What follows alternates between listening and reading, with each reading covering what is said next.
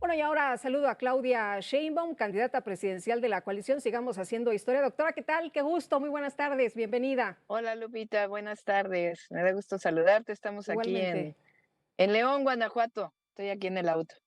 Me parece muy bien, gracias por recibir la llamada en el auto. Y doctora, primero empezar con este tema de los planes para la seguridad, este planteamiento que hizo el día de ayer, pero si le parece bien con la Guardia Nacional, porque vi uno de los tweets que subió esta mañana que hablaban de la consolidación de la Guardia Nacional. ¿Esto qué significa, doctora?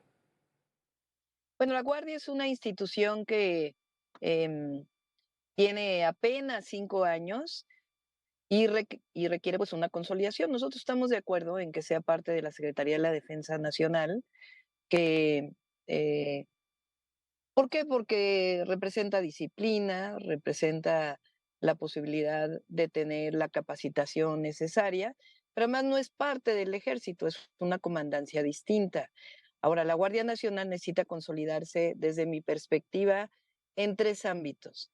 El primero, en ampliar sus capacidades para que pueda, por ejemplo, vigilar de mejor manera carreteras, caminos, que es Ujú. una parte que todavía tenemos Sí. pendiente en algunas zonas del Sí, porque país. hay muchas La personas que dicen, segunda, doctora, que pues la Guardia Nacional no reacciona, no hace nada, ¿no? Nada más está ahí de presencia y la gente está pues a veces cansada de que no haya una reacción, de que no haya una intervención, pero no se puede, ¿no?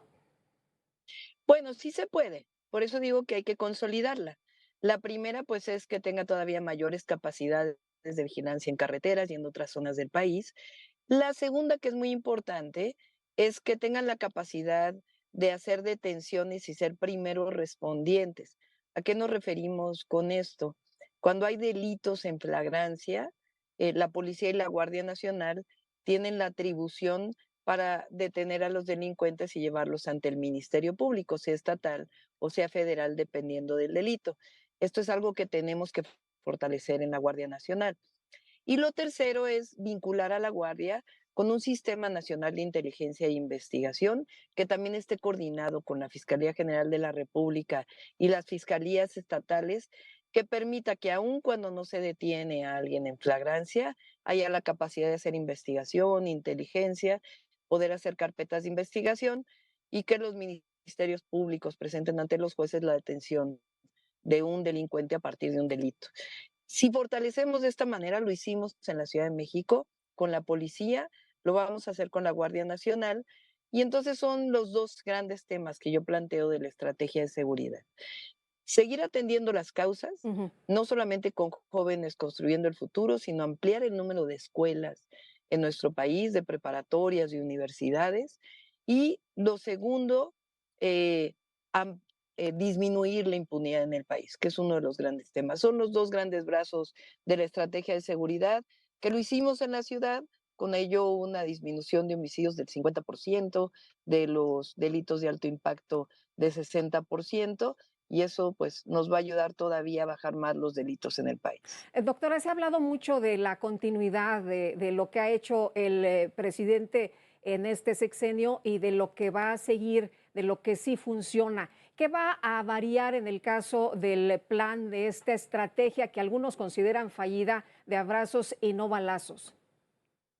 Sí, yo siempre lo he dicho, los abrazos son para las y los jóvenes. Durante la época de la guerra contra el narco, que no se puede olvidar en nuestro país, inclusive se hablaba de que no importa que hubiera eh, víctimas colaterales, que en realidad pues son habitantes del país en una declaración de guerra.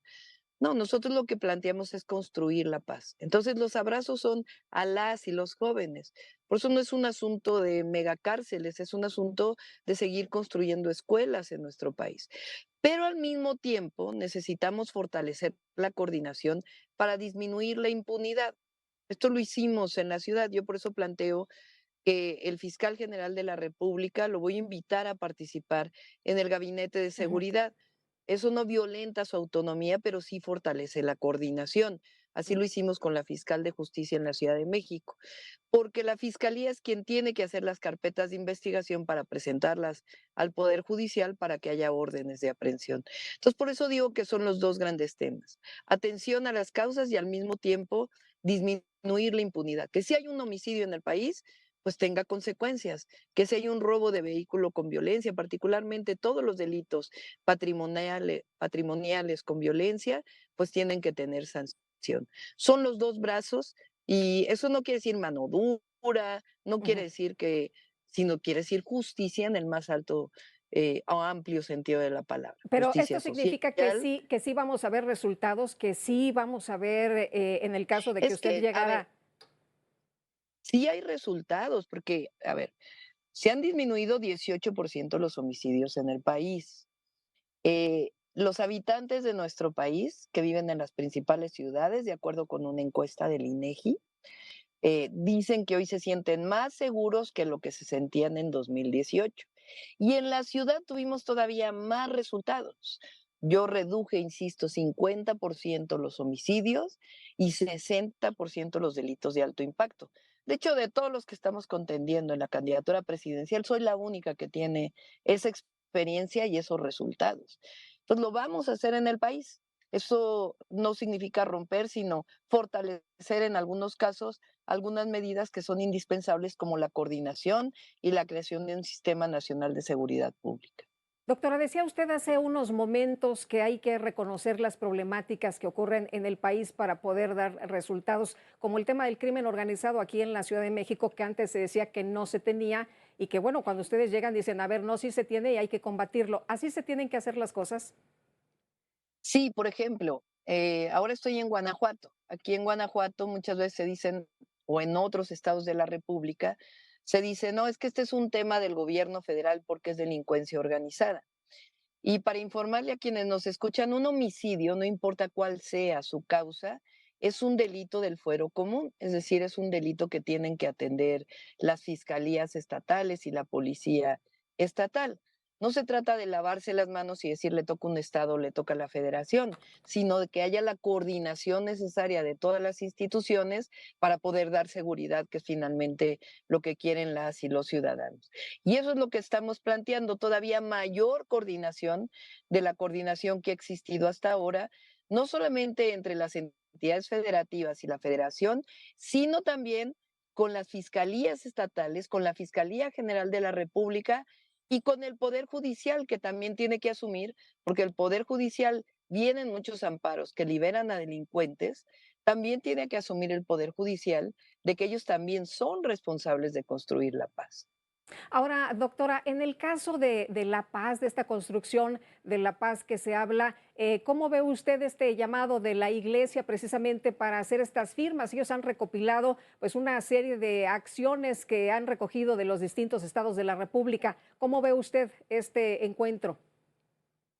Bien, vamos a estar ahí. Hay algunos temas de lo que plantean en el documento donde no estamos totalmente de acuerdo y hay otros temas en los que estamos de acuerdo y es parte de lo que vamos a platicar ahí el lunes. Lo importante, yo creo, aquí, no solamente de la Iglesia Católica, sino de todas las iglesias, de todas las instituciones, de todos los sectores de la sociedad, es que cada uno hagamos nuestra parte para disminuir los índices delictivos y construir la paz.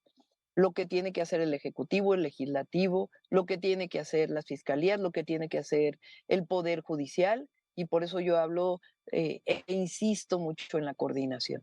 Doctora, usted ha recorrido ya diversas partes de la República Mexicana, no sé cuántas veces, ya estamos en campaña oficial, pero ¿cómo percibe usted lo que la gente vive en diferentes zonas del país? ¿Qué le dicen a usted? ¿Se acercan? Les dicen, no nada más la ciudadanía, sino algunos de los candidatos. Sabemos que esta mañana se dio a conocer que pues algunos de ellos incluso ya han pedido protección. Sí, depende mucho del Estado de la República. Esta idea de que es generalizado un ambiente de miedo, de inseguridad, no coincido con él. Y no solamente no coincido yo, sino no coinciden las encuestas del INEGI. Por eso hablo de esta encuesta nacional de seguridad urbana, la ENSU, que plantea que en la gran mayoría de las ciudades del país, la gente se siente hoy más segura de lo que se sentía en 2018. Entonces depende mucho de las entidades de la República. Por ejemplo, aquí en Guanajuato sí es un tema muy, muy relevante. En algunas zonas de Michoacán, algunas zonas, porque hay otras donde Ujú. no, en algunas zonas del Estado de México, porque hay otras donde no. Igual en el caso em, de Guerrero, hay algunas zonas que no hay este problema y otras cosas, otras zonas donde sí. Entonces depende mucho del lugar, Sí. pero nosotros hemos visitado muchísimos municipios, muchísimos estados y la gran mayoría pues se puede transitar libremente sin Sí. problemas. Doctora, el viernes ya estaremos conmemorando un 8 de marzo más y bueno, hay quien dice que no hay agenda feminista. ¿Cuáles son sus propuestas?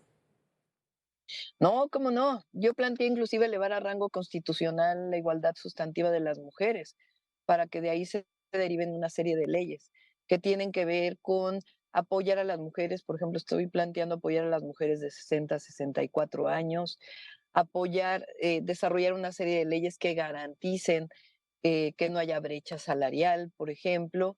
Estoy planteando ampliar, yo les llamo centros de educación inicial, particularmente para las mujeres de la maquila, las jornaleras agrícolas, que es ahí en donde he sentido la mayor necesidad, ahora que he estado recorriendo la República, para que las madres puedan dejar a sus hijos en un lugar seguro y puedan irse a trabajar sin ningún problema.